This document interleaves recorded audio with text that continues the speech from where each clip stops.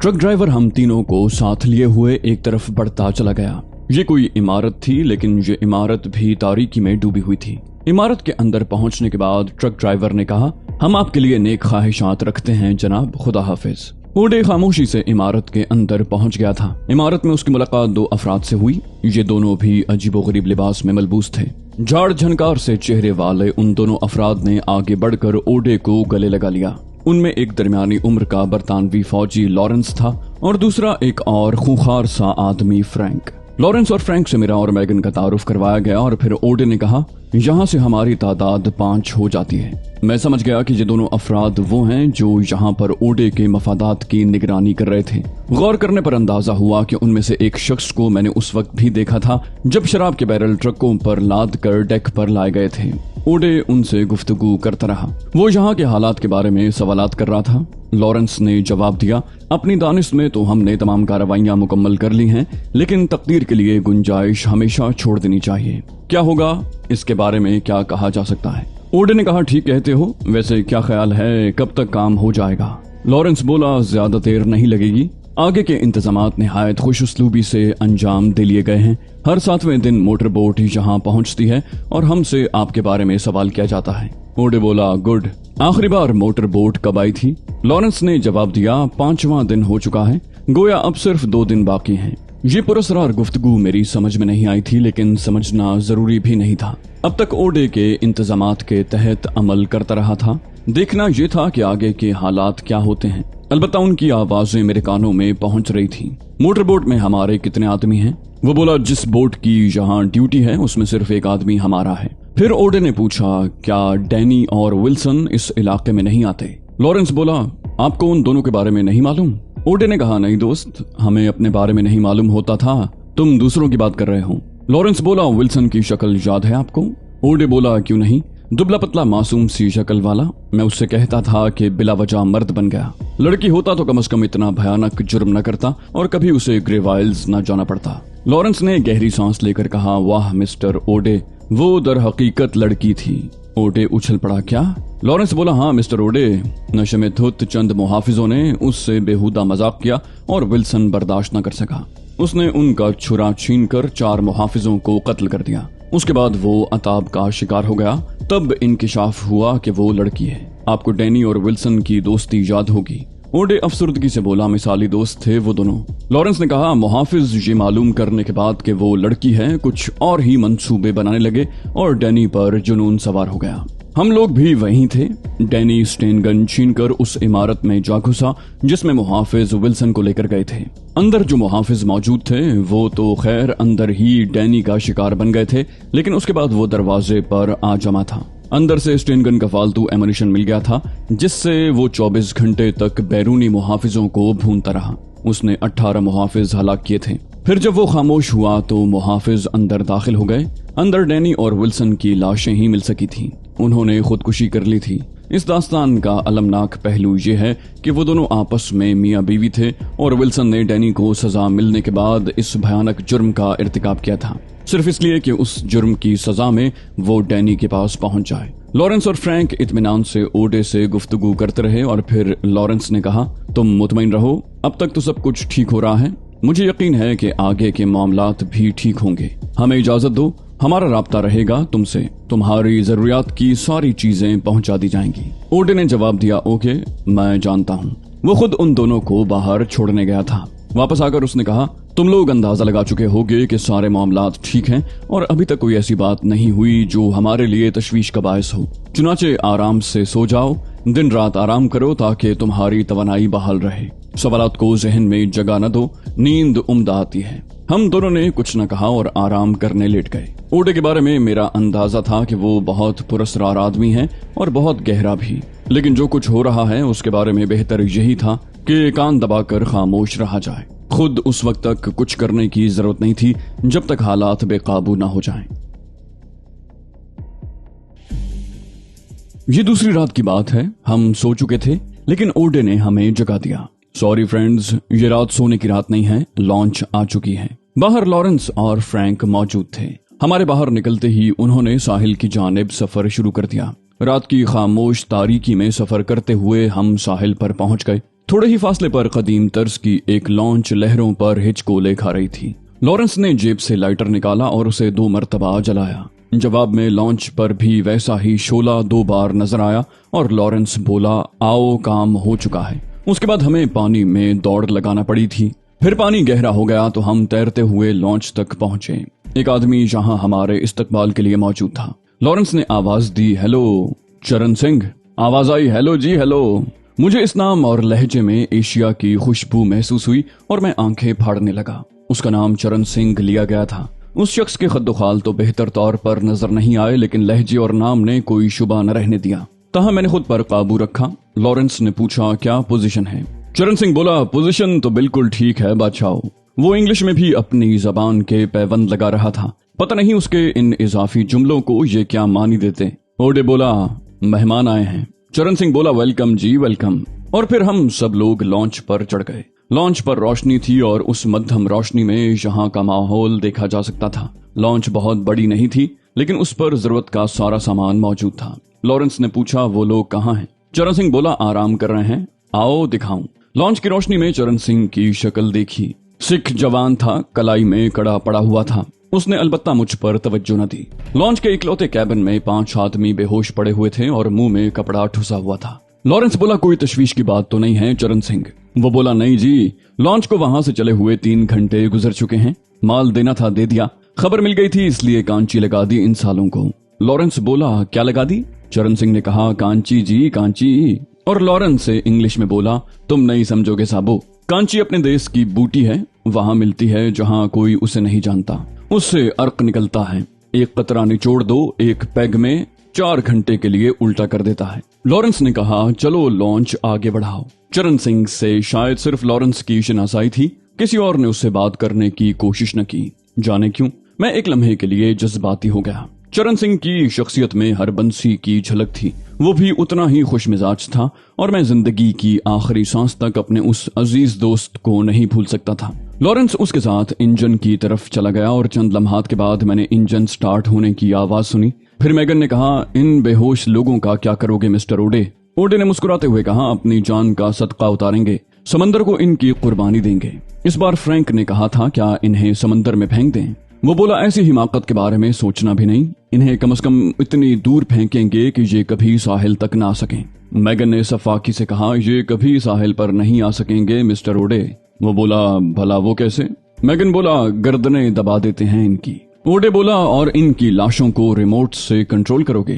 क्यों बेवकूफ आदमी, किसी एक की लाश भी साहिल तक आ गई तो सारा खेल बिगड़ जाएगा। मैगन दांतों तले जबान दबाकर खामोश हो गया। तब ओडे ने अपना मंसूबा बताया। बोला, खुले समंदर में शार्क मछलियों के कबीले सफर करते हैं, खून की बू उन्हें पागल कर देती है, ये उनके लिए बेहतरीन तोहफा होंगे। ओडे के लहजे में बेपनाह दरिंदगी थी। मैं गहरी सांस लेकर रह गया। ओडे मेरे शाने पर हाथ रखकर एक तरफ बढ़ गया था। बोला, आओ जरा इस लॉन्च का जायजा लें। मैं खामोशी से उसके साथ चल पड़ा। ओडे एक एक शय का जायजा ले रहा था। पुराने कंबलों के ढेर, खाने पीने का सामान, पानी के ड्रम, उनसे थोड़े फासले पर मिट्टी के तेल के गैलन, ऑयल, स्टव और ऐसी ही दीगर चीजें यहाँ मौजूद थीं। वो बोला, जरूरत का काफी सामान मौजूद है। उसने जैसे खुद से कहा। मैं खामोश ही रहा था। वो फिर बोला, ये लॉन्च ग्रेवाइल्स के जजीरों के दरमियान सफर करती है और हर सेक्शन की जरूरतें पूरी करती है। लॉरेंस और फ्रैंक भी सेक्शन 8 से फरार हुए थे। लॉरेंस फौजी भगोड़ा है मगर जीदार आदमी है। दूसरी जंग अजीम में लड़ चुका है। बड़ी होशियारी से इसने यहाँ पहुंचकर हालात कंट्रोल किए थे। मैंने बेख्तियार पूछ लिया, और चरण सिंह? ओडे ने कहा, हिंदुस्तानी है, जैसा कि उसके नाम से जाहिर है। इससे ज्यादा मैं उसके बारे में कुछ नहीं जानता। मैंने पूछा, लॉन्च के सफर का क्या प्रोग्राम है? ओडे कहा मार कर हंस पड़ा। बोला, इससे हम दुनिया के गिर्द एक चक्कर लगाएंगे। उसकी बात पर गुस्सा तो बहुत आया, लेकिन मैंने खुद को संभाल लिया। ये शख्स भी बेकसूर है। वो सिर्फ ये जानता है कि मैं ग्रेवाइल से फरार होना चाहता था। इससे ज्यादा उसे और क्या मालूम था, लेकिन फिर वो खुद ही बोल पड़ा। अभी तो हालात इतने गैर यकीनी हैं कि हम कोई हतमी बात नहीं कह सकते। हम इस कश्ती के जरिए किसी ऐसे मकाम पर पहुंचने की कोशिश करेंगे जहां जान बचा सकें, और फिर वहां से आगे कायनात वसी है। क्या तुम्हें इस एहसास से खुशी नहीं होती कि अब तुम कैदी नहीं हो? मैंने कहा, क्यों नहीं? बोला, जब तक हम ग्रेवाइल्स के इलाके में हैं, खतरात में घिरे हुए हैं, ये कश्ती इस लिहाज से हमारी मावन जरूर है कि ऐसी कश्तियां इस इलाके में नजर आती रहती हैं, लेकिन उस वक्त तक जब तक मुहाफिजों को कोई शुबा ना हो जाए। दफतन कश्ती का इंजन बंद हो गया और हम दोनों चौंक पड़े, लेकिन फिर हमने चरण सिंह और फ्रैंक को बादबान चढ़ाते हुए देखा और ओडे मुस्कुरा दिया। बोला, ये शख्स समंदर से वाकफियत रखता है। मैंने कहा, क्या मतलब? बोला, अब कश्ती हवाओं के सहारे चलेगी और यही बेहतर है। सफर की मुद्दत नामालूम है, डीजल बचाना जरूरी है। वैसे तुम चाहो तो आराम कर सकते हो। मैंने कहा, क्यों न मैं चरण सिंह के साथ काम करूं? बोला, नींद नहीं आ रही तो जरूर जाओ, मैं तो अब सोता हूं। ओडे ने कहा और कैबिन की तरफ चल दिया, लेकिन चंद ही मिनट के बाद बड़बड़ाता हुआ बाहर निकल आया। उसने मुझे आवाज दी, ए खान, और मैं उसके पास पहुंच गया। बोला, ये सुअर के जने यहाँ क्यों घुसे हुए हैं? आओ इन्हें बाहर निकालो और इन पर तरपाल डाल दो। मैं ओडे के साथ कैबिन में दाखिल हो गया। वो सब बेसुध पड़े हुए थे। ओडे एक लम्हे के लिए रुका, फिर बोला, इनके लिबास उतार लो, ये हमारे काम आएंगे। और फिर वो खुद झुककर उनके लिबास बड़ी दरिंदगी से उनके बदन से खींचने लगा। मैंने भी उसकी मदद की। पांचों को बेलिबास करने के बाद बाहर निकाला गया और फिर लॉन्च के एक हिस्से में डाल दिया गया। ऊपर से तरपाल उन पर डाल दी गई थी। लॉरेंस और फ्रैंक भी उस वक्त हमारे पास आ गए थे और उन्होंने इस सिलसिले में हमारी मदद भी की थी। मैगन अलबत्ता चरण सिंह के साथ था। फिर ओडे कैबिन में घुस गया। मेरे अलावा बाकी 2 लोग भी अंदर चले गए थे। मैं आहिस्ता आहिस्ता चरण सिंह के पास पहुंच गया। वो सामने निगाह जमाए बैठा हुआ था। मैंने उसे मुखातिब किया, हेलो चरण सिंह। चरण सिंह ने इंग्लिश में कहा, आओ साहब बैठो, सोना चाहो तो सो जाओ, चरण सिंह जाग रहा है। मैंने पंजाबी में पूछा, पंजाब के कौन से शहर से हो चरण सिंह? चरण सिंह इस तरह उछल पड़ा कि गिरते गिरते बचा। वो आंखें फाड़ फाड़ कर मुझे देख रहा था। उसके मुंह से सरगोशी निकली, वाह जी वाह, पंजाबी बोल रहे हो? मैंने कहा, हाँ चरण सिंह, और तुमसे मिलकर। अभी मैं इतना ही कह पाया था कि चरण सिंह मुझसे लिपट गया। मैंने उसकी आंखों से आंसू टपकते देखे। मैं उसकी पुश्त थपथपाने लगा। वो बोला, लगता है कोई माँ जाया मिल गया। उसका लहजा गुलूगीर था। मैंने कहा, तुम्हारी अंग्रेजी सुनकर मुझे भी ऐसा ही लगा था। वो बोला, मैं तो अमृतसर का हूँ भाई, ते तुसी? मैंने कहा, मैं पाकिस्तानी हूँ, सरजमीन कसूर का रहने वाला हूँ। चरण सिंह बोला, ओ जी ओ वीरा, वाहे गुरु दी सौ, कानों में अमृत टपक रहा है। बड़े दिनों के बाद कोई अपना मिला है। बुल्ले शाह दा कसूर, मगर यहाँ कब से हो? ना किए त्वाडा। मैंने कहा, अली यार खान। वो बोला, असी चरण सिंह है गया। मैंने कहा, हाँ हाँ, तुम्हारा नाम मैं सुन चुका हूँ। बोला, कब से हो यहाँ? मैंने कहा, ज्यादा अरसा नहीं हुआ। बोला, ओ जी, ये पंजाब दे शेरां नू काबू च नहीं रख सकते। वाहिगुरु दी सौं, अब मजा आएगा। पहले सिर्फ अपनी जान बचाने की बात थी, पर अब। मैंने कहा, तुम्हें कितना अरसा हो गया चरण सिंह? बोला, 11 साल हो गए जी। 9 साल से ग्रेवाइल्स में हूँ। बड़ी गर्दन झुकाई है जी, तब जाकर इन सालों को बेवकूफ बनाने में कामयाब हुआ हूँ। मैंने कहा, इस लॉन्च पर तुम्हारी ड्यूटी थी? बोला, 4 साल से ये लॉन्च चला रहा हूँ। मैंने कहा, निकलने की कोशिश नहीं की? बोला, ओ ना जी, अकेला चना कहाँ भाड़ फोड़ सकता है, मिलकर ही काम होता है। 7 महीने से ये प्रोग्राम चल रहा था, ओडे का इंतजार था बस। मैंने पूछा, क्या तुम भी सेक्शन 4 से आए थे? बोला, नहीं जी, लॉरेंस से ओडे के बारे में मालूम हुआ था। मैंने कहा, ये ओडे है क्या चीज? बोला, ये तो हमें भी मालूम नहीं है, पर इसके मोहरे पक्के हैं। मैंने पूछा, किस जुर्म में आए थे? चरण सिंह ने मुस्कुराते हुए कहा, याद करना पड़ेगा बादशाह। मैंने कहा, अगर याद करने से दुखी हो जाओ तो मत बताना। बोला, नहीं जी, ऐसी कोई बात नहीं है, यही कोई 10-5 कत्ल कर दिए थे, हालात खराब हो गए थे, स्मगलिंग करने लगा, बस एक के बाद दूसरा फड्डा होता गया और बात यहाँ पहुंच गई। मैंने कहा, कौन सी हुकूमत के मुजरिम हो? बोला, स्पेन की हुकूमत ने ही सजा सुनाई थी, जज को मार दिया, क्योंकि सजा उस जुर्म की नहीं मिली थी जो हमने किया था। हमने समझाया उसे, नहीं माना तो। मैंने कहा, अदालत में कत्ल कर दिया तुमने जज को? चरण सिंह बोला, बस जी, गुस्सा चढ़ गया था, 4 और मारे गए थे उसके साथ। मैंने एक और सवाल किया, सजाए मौत से किस तरह बच गए? बोला, पागल बन गए थे जी। ऐसे पागल को कौन ठीक कर सकता है जो खुद ही पागल हुआ हो? फिर कुछ सिफारिश भी चल गई थी। मैंने कहा, उसके बाद तो तुम पर निगाह नहीं रखी गई? बोला, नहीं जी, ग्रेवाइल्स जहन्नम से भी बुरी जगह है, इधर कौन देखता है? मैंने कहा, दूसरे लोगों के सामने हमें एहतियात रखनी होगी डियर चरण सिंह, ये लोग बहुत मुतासिब होते हैं। बोला, फिक्र न करो जी, सब मुट्ठी में है, जरा सी सफाई दिखा दूं इंजन पर तो सारी जिंदगी समंदर में ही गुजर जाएगी। तुम्हारा क्या चक्कर था? मैंने कहा, बस यही 10-20 कत्ल हो गए थे। चरण सिंह हलक फाड़ कर हंस पड़ा। मैं बौखला कर कैबिन की तरफ देखने लगा। आधी रात गुजरी थी कि फ्रैंक और मैगन आ गए। अब हमारे आराम का वक्त था। कश्ती बादबानों के सहारे खुले समंदर में खिरामा खिरामा चल रही थी। सुबह को सब जाग गए। हमने उन लोगों के लिबास पहन लिए जो कश्ती के मल्लाह थे। तरपाल के नीचे उछल कूद हो रही थी। ओडे ने उन पर कोई तवज्जो नहीं दी। नाश्ते के बाद वो लॉन्च के अरशे पर आ खड़ा हुआ। फिर दफतन उसकी आवाज उभरी, चलो भाई, नेकियों का वक्त आ गया है। हम में से कोई उसकी बात नहीं समझा था, लेकिन उसी वक्त चरण सिंह की आवाज उभरी, शार्क। अब हमारी नजर समंदर की तरफ उठ गई। समंदर में स्याह कोहान उभर और डूब रहे थे और पानी में हलचल सी मची हुई थी। चरण सिंह ने जल्दी से लॉन्च का इंजन स्टार्ट कर दिया। उसने दूसरों से कहा, बादबान लपेट दो। ओडे ने कहा, क्यों चरण सिंह, इसकी क्या जरूरत है? बोला, जल्दी करो, कश्ती की रफ्तार तेज करनी है, इसे हमारे कंट्रोल में होना चाहिए। ओडे फिर बोला, मगर क्यों? चरण सिंह बोला, साहब वो शार्क मछलियां हैं, पूरा गोल है, अगर कश्ती की तरफ मुतवज्जे हो गई तो बचना मुश्किल हो जाएगा। ज्यादा तादाद में हो तो बाकायदा हमला कर देती हैं। लॉन्च ऐसे वक्त कंट्रोल में होनी चाहिए ताकि उसका रुख बदला जा सके। ओडे बोला, मगर हम तो इनकी दावत करेंगे। चरण सिंह ने भोलपन से पूछा, कैसे जी? ओडे बोला, बताता हूँ। और फिर उसने आगे बढ़कर तरपाल के नीचे से लॉन्च के एक मल्लाह को घसीट लिया। उसने किसी मुर्दा कुत्ते की मानिंद मल्लाह को घसीट कर किनारे पर डाला और फिर न जाने कहां से एक लंबा शिकारी चाकू निकाल लिया। इससे कबल के कोई कुछ कहता, ओडे ने चाकू मल्लाह के पेट में उतार दिया, फिर उसे उठाकर समंदर में फेंक दिया। खून की सुर्खी सतह पर फैल गई और मैंने एक खौफनाक मंजर देखा। आरी जैसे दांतों वाली शार्क मछलियां इस बर्क रफ्तारी से उस तरफ लपकी थीं कि बयान नहीं किया जा सकता था। चरण सिंह चीखा, क्या कर रहे हैं मिस्टर ओडे? अब वो लॉन्च का पीछा करेंगी। ओडे बोला, आने दो, अभी हमारे पास उनके पेटों के लिए बहुत कुछ है। ओडे ने वहशियाना कहकहा लगाया। चरण सिंह का कहना दुरुस्त था। मछलियां अपना शिकार तकसीम करके इस बार लॉन्च की तरफ लपकी थीं, लेकिन इस दौरान ओडे ने दूसरे मल्लाह को खींच लिया। उसे भी उसने उसी बेदर्दी से जख्मी करके समंदर में उछाल दिया और खूंखार मछलियों का गोल रुक गया। चरण सिंह ने कहा, आप एक खतरनाक खेल खेल रहे हैं मिस्टर ओडे।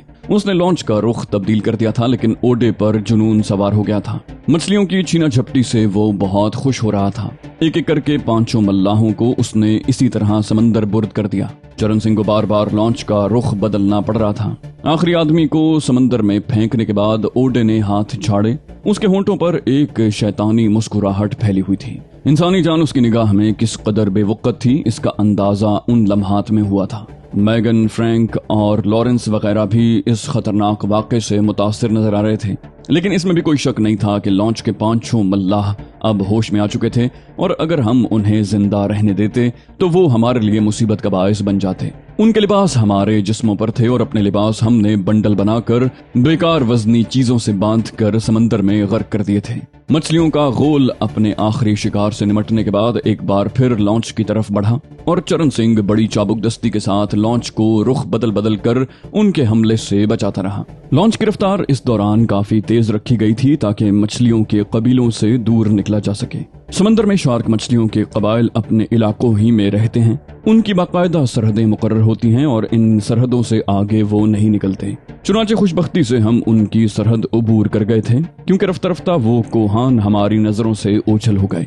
जब शार्क मछलियों का जोर टूट गया तो हम सब ने गहरी गहरी सांसें ली और लॉन्च में दराज हो गए। चरण सिंह ने मौके की मुनासिबत से एक बार फिर इंजन बंद कर दिया ताकि डीजल बचाया जा सके। उसने मैगन और फ्रैंक की मदद से बादबान फिर खोल दिए थे और कश्ती के तैरने की रफ्तार में तवाजुन पैदा हो गया था। हम पर गुनूदगी सी तारी होने लगी, लेकिन बहुत जल्द हमारी आंखें पूरी तरह खुल गईं। आसमान पर बहुत दूर एक धब्बा नजर आ रहा था और उसके साथ ही इंजन की आवाज भी थी। ये एक हवाई जहाज था जो यकीनन मकामी था और लॉन्च की जानिब ही आ रहा था। हम सब खामोश हो गए। हवाई जहाज नीचा होता चला जा रहा था। थोड़ी देर के बाद वो नीची परवाज करता हुआ लॉन्च पर से गुजर गया। फिर उसने घूमकर 2 चक्कर मजीद लगाए और उसके बाद जिस समत से आया था उसी समत चला गया। इस वाक़े से हम बहुत मोहतात हो गए थे, लेकिन बात यहीं खत्म नहीं हुई।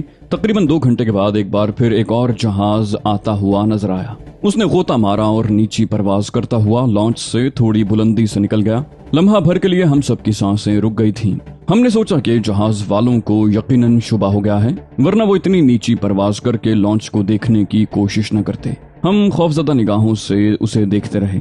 हमें शुबा था कि अब के ये जहाज घूम कर आएगा तो यकीनन लॉन्च पर बम गिरा देगा या स्टेन गन्नों से इस पर ब्रस्ट मारे जाएंगे। बचाव का कोई जरिया नहीं था, लेकिन ऐसा न हुआ। जहाज ने 3-4 चक्कर काटे और आखिरी बार वो इतनी कम बुलंदी से गुजरा कि हमने दूरबीन लगाकर अपना जायजा लेने वालों को भी देख लिया। हम सब साकित रह गए थे, लेकिन ओडे ने दफतन हाथ बुलंद करके हिलाया। उधर से भी शायद कोई ऐसा ही जवाब मिला था जिसे हम बखूबी नहीं देख सके, लेकिन फिर जहाज लौट कर नहीं आया। सूरत हाल खासी तशवीशनाक थी। हरचंद के हमने मकामी मल्लाहों की वर्दी पहन रखी थी, लेकिन फिर भी कोई बात यकीन से नहीं कही जा सकती थी। ओडे खुद भी फिक्रमंद नजर आता था। तो दोस्तों, ये थी हमारी आज की एपिसोड। उम्मीद करते हैं आपको हमारी कहानी पसंद आई होगी। जाने से पहले इस वीडियो को लाइक कीजिए और शेयर करना मत भूलिए। कमेंट करके हमें बताइए कि आपको हमारी वीडियो कैसी लगी, और अगर अभी तक आपने इस चैनल को सब्सक्राइब नहीं किया तो इसे सब्सक्राइब कीजिए और बेल आइकन दबाकर ऑल नोटिफिकेशंस ऑन कर लीजिए।